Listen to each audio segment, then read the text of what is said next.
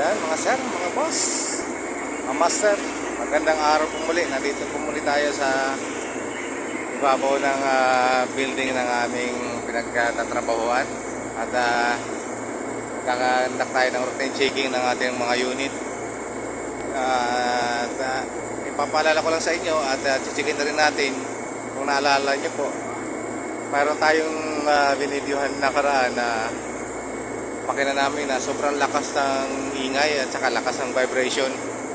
So tingnan natin kung ano na nangyari kasi dumating na yung pesa na pinarequest natin para sa pagpalit.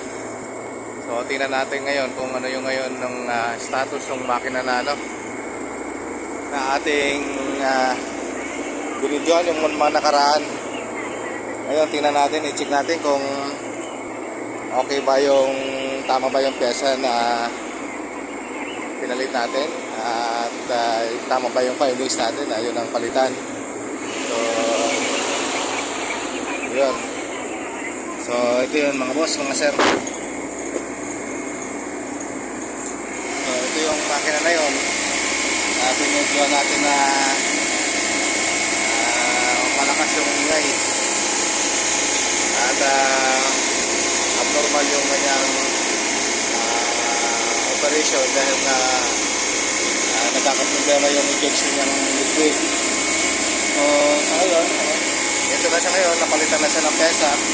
Ngayon, papakita ko sa inyo kung ano ba yung pesang pinalit namin doon. So ito yun, palit tayo ng TXD. Ito yung kanyang serial 507 4R4 o 4A buti sa pang 507. Tapos ang serial number niya ay 067B3349. So ay TXD po ito at expansion valve po ito. Yan, MN4 expansion valve. So ang naging findings kasi natin dito ay palitan yung kanyang expansion valve yung malapit sa evaporator kasi nakakaproblema nga yung ating injection ng ating liquid. Unlike yan, nakikita nyo malakas na yung injection. So napakita ko sa inyo ano ba yung naging problema doon sa expansion valve natin, ano ba yung bakit kailangan natin palitan at tama yung naging findings natin na yun ang palitan. So ito yung mga sir, mga boss, ito yung expansion valve. Ito yung pinalitan natin. So ito yung dapat niya, so malaki ito. So ayan, D12 laki nito. Tapos pagdating dito sa loob ng orifice niya, ayan, so yan yung naging status na purpo na yung pinamano niya. Kaya nakatulog ang kanyang orifice at matigas na masyado yung spring niya. Kaya nangyayari, hirap na tulak ng pressure ng ating hindi nga bubuksan ng tama, umayos kasi matigas na masyado. At the same time, dahil malumalapat na yung ito yan, napudpud na. So makikita nyo na sa loob, ayun, pudpud na rin yung loob, tumayo na sa loob. At the same time, maluktot na yung ating kung mapapansin nyo, maluktot na siya. So sabi siya ng matarsa. Kaya masasabi ko na tama yung ating naging observasyon, naging findings na yun ang palitan. Ito yung palitan kasi nga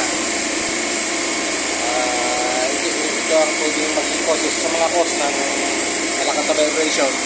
So ibig sabihin tama po yung ating naging solusyon na palitan. So yan, in-update ko lang kayo mga boss, mga kasap, mga mas yan. Ngayong maga ay i-likes naman at i-share at paki-comment na rin po mga boss at para malaman namin ang inyong salobin, malaman namin kung saan kayo lugar dako hanggang sa saan nakakabot yung ating video. So far ito ngayon mga boss, mga sir, ang status ng ating makina. So wala na yung malakas na vibration. Tulad ng mga nakunang video natin, talagang parang inigiba yung ating platform ng ating compressor. So sa ngayon okay na siya at medyo smooth na yung kanyang andar. Then ito na rin natin mga discharge action natin, normal na. Tulad ng mga nakaraan na abnormal yung kanyang kanyang pressure. So ang dito po na mga boss, mga sir, paki-like lang po, paki-share, paki-comment. Kung sana kayo magsasawa sa sa panonood ng aming mga video. Maraming salamat po at magandang araw po muli sa inyo. Magandang umaga, magandang happy sa Saturday po. Maraming salamat.